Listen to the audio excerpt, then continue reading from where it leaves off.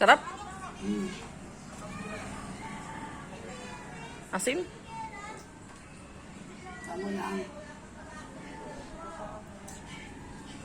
Pag naubos mo yan, maangasim ka niyan. Hindi na. Ang daw dito pag kuha ito yun, tapos din ay. Yun. Tapos yun ay. Suboy daw. Daw? Daw, pag sinubo mo daw, tapos hindi ka maangasim, bigyan kita ng ano. Daw? Ay, hindi ka nangangasim. Ganito po kumain ng lukban. Ganito kumain ng lukban pag pabebe. Ano?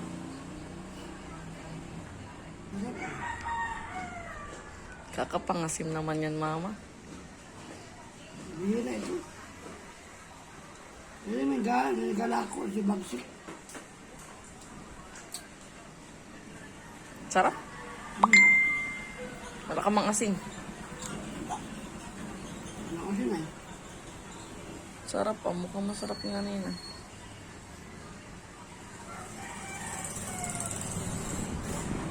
Wala bata mga pusa. Mahal ka din yung duma eh.